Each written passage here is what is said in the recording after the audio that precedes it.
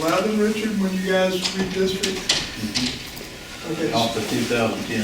Off the 2010 census. In 2010, we had a census. 2011, the voting districts in Glynn County were shifted, and when they were shifted, District 2 became all of Jekyll Island and St. Simons and Sea Island, and District 3 moved off of St. Simons and became strictly the mainland.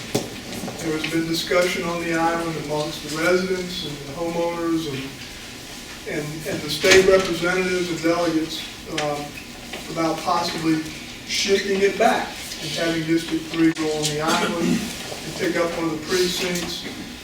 Commissioner Brown, you've been part of that discussion. One of the potential ideas, and everything is open for today, for the discussion, and I'm going to ask Representative Atwood to help with some of the procedures that if we wanted to go forward, what would need to be done.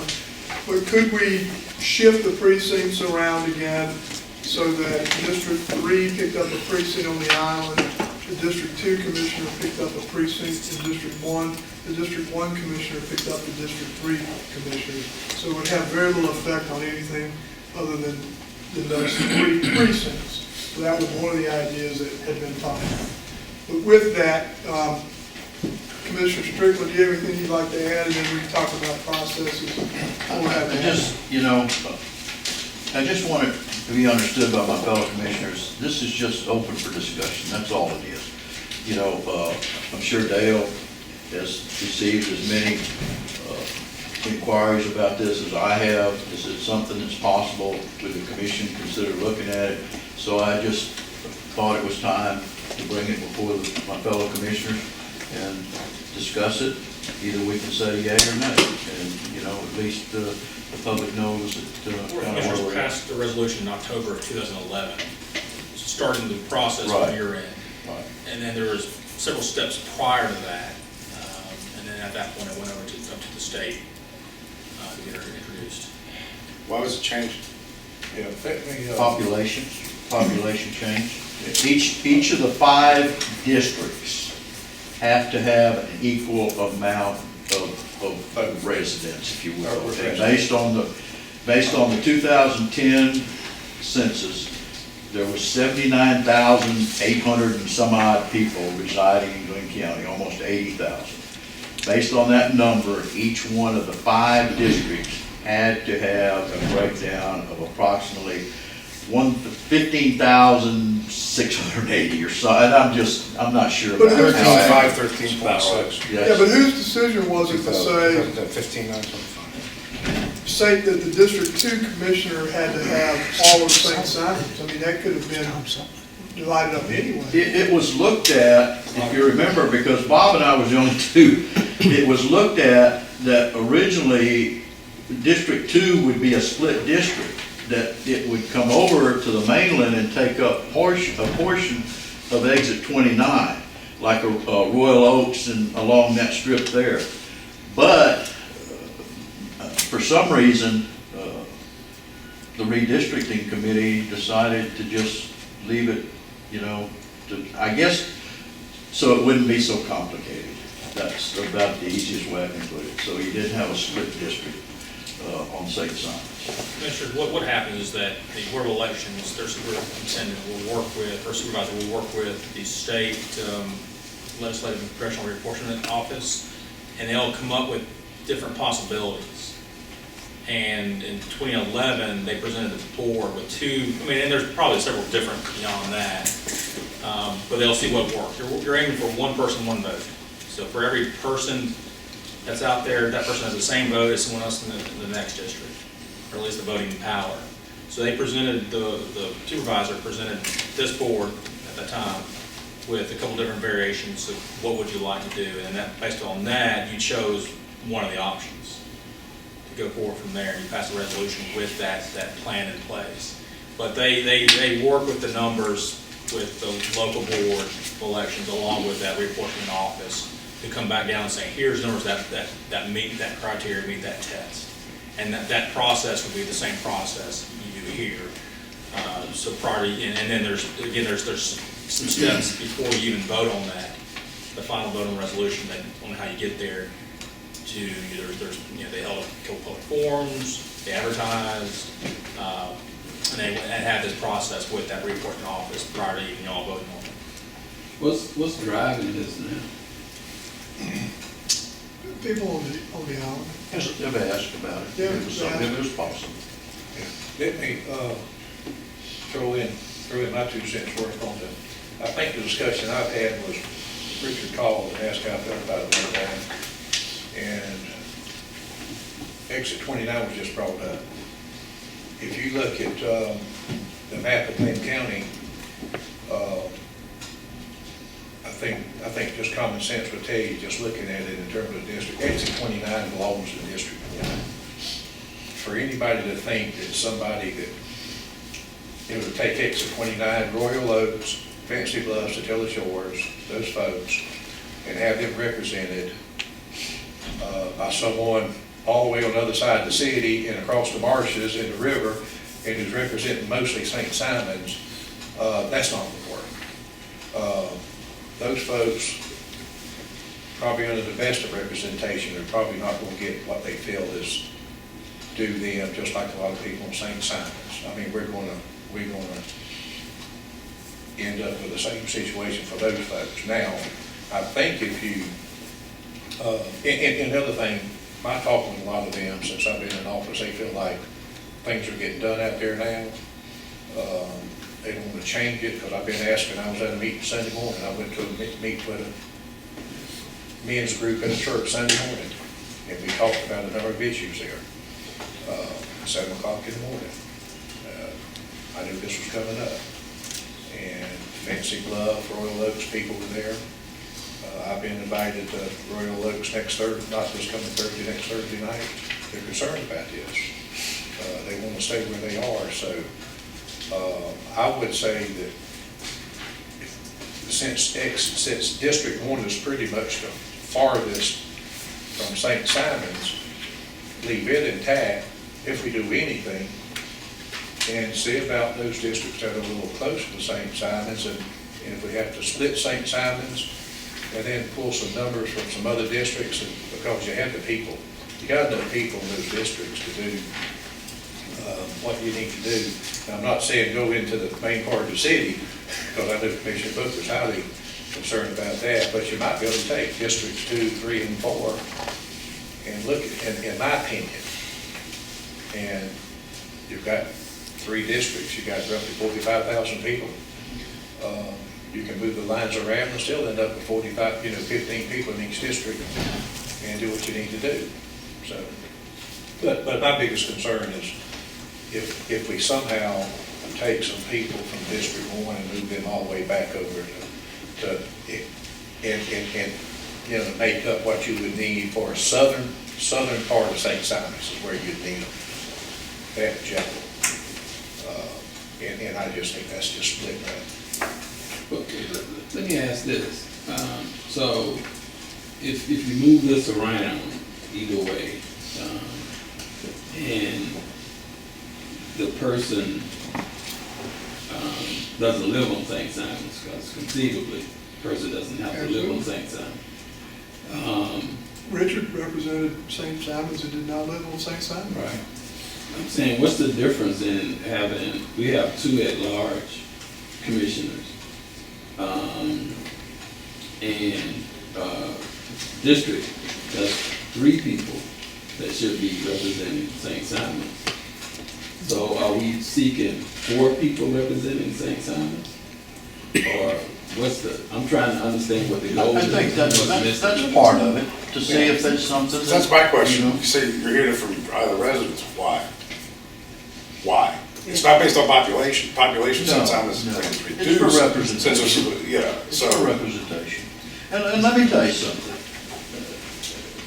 Being perfectly honest, St. Simons commissioner gets wore out. I mean, he should probably get paid double what the other commissioners do. And I say that kiddingly, but he really does. St. Simons is very involved politically as to what goes on in Glynn County.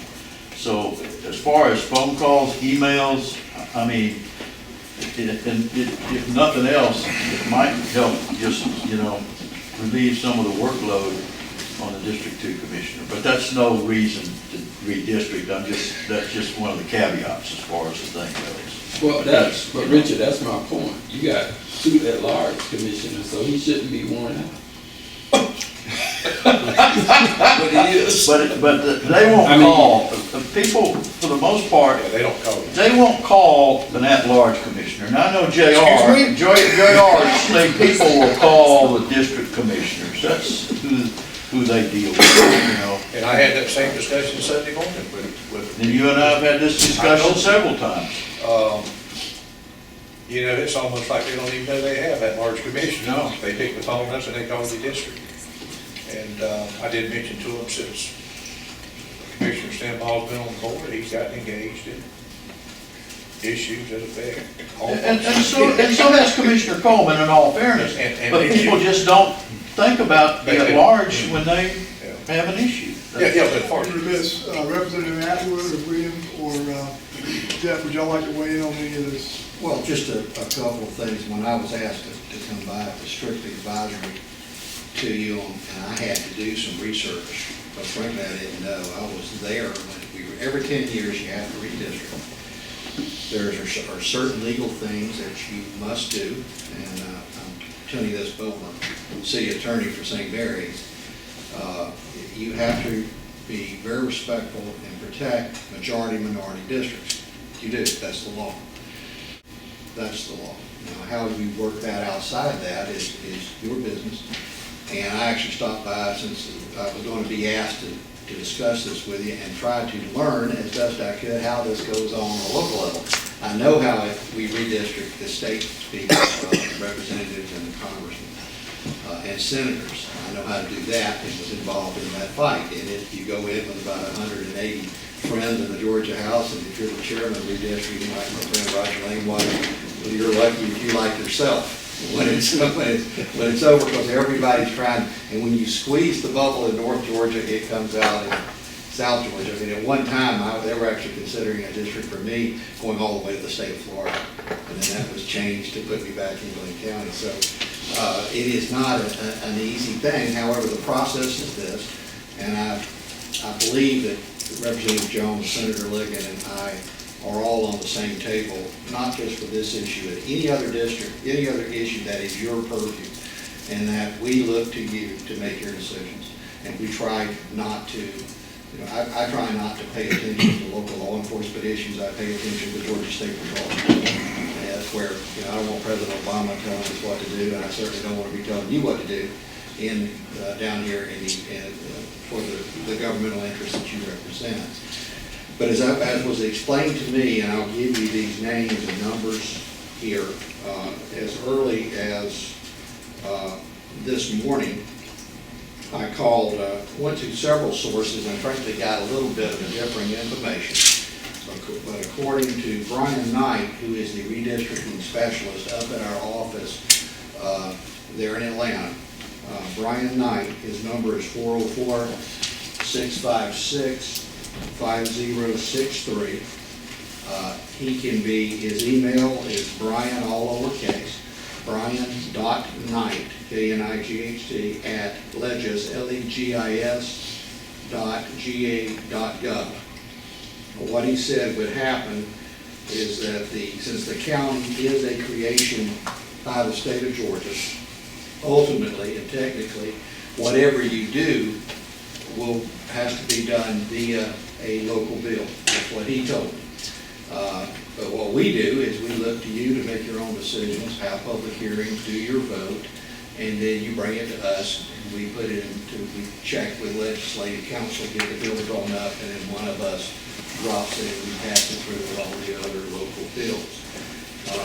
It can be done by a simple vote of the county commission. It's done at a public hearing, but you and the Board of Elections, and you work hand in glove with Brian's office. He's got all the maps. He can help you. I talked to Judge Lane and said, what did you do when you were there? He said, well, all I did was do an introduction of the county commission and or the Board of Elections to Brian's office. and they're happy, and Brian said, Alex, whatever they want to do, we're happy to work with them if they choose to move forward on this initiative, to help them draw up their maps as long as they follow the law as I just laid out to you. Now, one thing that, I don't know if we have any school board folks here, but it's my understanding that the Glynn County School Board and the commission all have the same districts. And so if the school board for some reason wanted to change, that would also take a separate piece of local legislation and action. So that is the sum total of what I know about it, no pressure. It is y'all's decision on what you do, but we are. So you're saying, Alice, that the Board of Ed would have to also change their district? No, they don't have to, not at all, but I do want to be sure y'all, they understood that if for some reason, that's what Brian said. I said, no, I don't think they're changing, but, you know, for some reason they want to do that, but that's a separate and distinct, according to him, piece of a local bill. So their districts are tied to your districts. So if yours change, theirs automatically change via their local legislation. So it's just automatic. So we will make the decision for them? They wouldn't have to, or they wouldn't have a voice in the vote on it or anything. Let's just say that, correct me if I'm wrong, the first thing would happen is, have to be a consensus of a majority of the commissioners decided to do it. That's the first thing. The next thing then, we would have to have some public hearings. Is that kind Well, of? I don't think you have to, but it's been our policy as your delegation before we carry any local legislation that you do have advertised meetings that have been advertised, and you allow the public to come and comment. Right. That's always been your That's policy. been our policy, right. I think that's correct, and I think the Board of Elections will have they call them forums. They had two of them, they published those before it even got to the county commission level, and then I think another public hearing was held at that point. Ultimately, it's the state's choice. The General Assembly makes that decision, but the local delegation looks to the county commission to what do you want to do? So in that same vein, does the Board of Education have a legal official document they have to sign off on? I don't think officially they do, but I think it's the same concept where, because if you change the county commission's lines, it automatically changes theirs, absent another change to local legislation for their lines. So it's hand in hand. So I think it goes to what does the local delegation need to introduce it in the state level, and as far as what does the Board of Education do they need? But legally, no, they don't have to do it. And legally, I don't think the county commission has to do it. It's more of a, I think, a deference to the county commission by the local delegation.